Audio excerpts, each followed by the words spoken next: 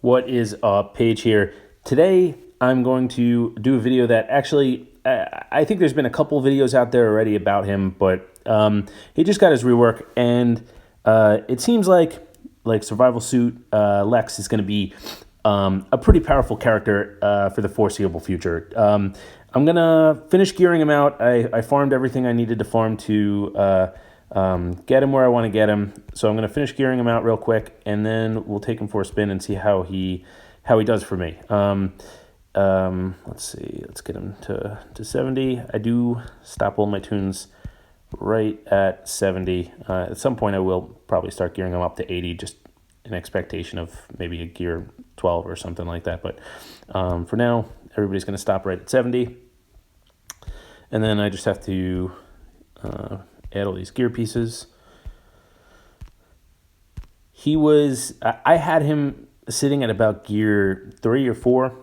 At the very early part of the game, I saw that he handed out speed ups, so I wanted to try and use him as a leader, and he was not very good at that point in time. So I stopped trying to gear him up, and he just kind of sat for the past 2.5 years, about right around gear 4, like I said. So I'm going to put all the blue rings I have left into his leader ability, because that's really the thing that to write home about on him, is the leader ability, and also his second ability is seems pretty good too, because once you have all the rings in it, he's going to get 4 speed ups, and you can see I already took the legendary on 2 and 4. I'm going to take the legendary on 1 now. The legendary on 3, it has 2 because he only has 4 powers. So the first one is apply silence to an enemy. The second one is going to be to call assist. So this video is a little bit different than most of the videos that I do, because normally the characters that I'm gearing up are not brand new characters, and not, a lot of times the characters that I'm adding are characters that are supplements kind of to the meta, and not necessarily meta level characters, although over time I have geared pretty much all of the meta level characters as well. But he seems really good, and I like Lex a lot personally, so I definitely wanted to gear him up, and we're going to give him a shot right now in PvP. We'll play just a couple matches real quick. We got a 20-point match, so let's give it a shot on this one. Okay, so this one's a 4-0 comp, and he actually, okay, so just out of curiosity, he's going to be my 6th highest tune right now. So he's pretty far up there. If I had him at L5, he'd probably be the highest, I would guess, or pretty close to it. And definitely if he's like a rebirth, he's going to be the highest for me personally. So I'm going to try and add some characters that will hopefully grab some buffs. This is all right. I want to add at least 1 physical. If you saw my video about affinity comps, which obviously I don't want to just throw 4 energy characters at this comp. I want to try and mix and match a little bit more than that. Actually, a good one to try is Bane, and yeah, let's give this one a shot and see how it goes. Obviously, this is a team that is stronger than my team right now, but hopefully I have an advantage with the affinities. So let's see how Lex does. Obviously, the initial thoughts of Lex are pretty fantastic. Okay, and one thing to note, and it is something I definitely wanted to test. You saw Bane gained his buffs there, but we didn't gain the overheal from Bane gaining his buffs. That's because it's a passive. If you guys don't know how that works, basically, leader abilities and other passives aren't triggered by passives. So the fact that Bane gained his buffs on a passive does not get me the overheal from Lex, and that's an important thing to keep in mind when you're building teams.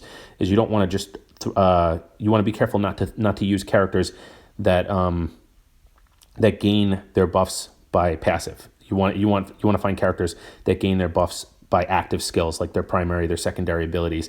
that's how you want to build your team, because that's how you're going to get the most out of Lex.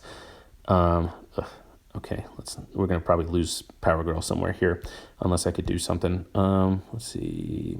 Oh, wow. She gained a substantial heal to keep her alive for now. So let's try and get rid of him so he's not bleeding her to death further. Okay, we want to gain. Okay, and then we'll get rid of her. So that was pretty awesome so far. I mean, 20-point win, and obviously you saw it by the end of it. My whole team was basically all overheal, so that was pretty great. Okay, so one thing to keep in mind here is that Survival Suit Lex does not have any means to necessarily handle evasion teams. So let's take a look at this Batgirl team. We're going to want to bring somebody along that can help with the evasions on this team. So, and another thing to keep in mind is that Donna Troy works extremely well with Survival Suit Lex. So let's see, who do we want to bring along to help with this with the evasions here? I'm gonna bring two characters that I like to pair with Donna Troy, because they have big damage abilities that are gated behind high initial cooldowns, and that's Assault Lex and Cyborg Superman. So this isn't necessarily the greatest looking team I've assembled, but let's give this a shot and see how these guys do. It should be interesting to say the very least. And again, as I said earlier, you're going to see Donna Troy is going to use a passive to apply all these buffs to her team, and those are not going to trigger the leadership ability. Let's see. She might die there. Okay. And one of the reasons I love Assault Warsuit Lex here is that he can knock out a decent chunk of the buffs that Harley has. I was kind of hoping that she could. Okay, let's get rid of MJ to hopefully try and keep. And the cool thing about Lex, if you haven't noticed, is that essentially you can use other characters to keep characters on your team alive. So any character that you know applies buffs to themselves or somebody else is gonna keep your team, is gonna keep characters with low health alive. What's weird is that you could see that Cyborg Superman applied the overheal. He triggered the passive, but he didn't apply a buff that we could see, at least. So I'm guessing that the fact that he applies a can't miss on current and next turn to himself with that primary ability, I'm going to guess that has like a hidden buff that's triggering this. That's the only thing I can really think of that would be a good reason why he triggered that the leadership ability on Lex. Just kind of odd, but no, I'm not complaining. I'm going to try and pick one more match here to see if we can try and put together a different team comp. And there's another plus 14, but it's pretty similar to the team that I just played. So let me try and find something else. So here's a tankier team. So one thing, again, worth keeping in mind, I'd like to pair like Black Manta and Siren with Lex, but their buffs are all going to be attained from their passive, so it's not they're not going to necessarily trigger Survival Suit Lex a whole lot. So for this, we're probably looking for like a blue and a green. All right, so Lex also does have a he does hand out intelligence ups with the overheal. So let's give him a shot with two characters that are heavy special damage and see. Obviously, we know how good Black Adam is. That's no secret. But who knows? Let's give it a shot and just see how this one goes. The one thing to keep in mind here is that they don't is that these characters don't really necessarily buff themselves, except for Larfleeze right there. But you can see, so now we're adding to that big stack of, yeah, that was not great damage. Okay. We're just adding to the stack of intelligence ups that these characters have by buffing ourselves, which is pretty awesome. So let's see, can we get, so this buff will trigger it, because again, at the start of battle, she's not going to trigger, but any active time that you use her taunt, she's going to trigger it.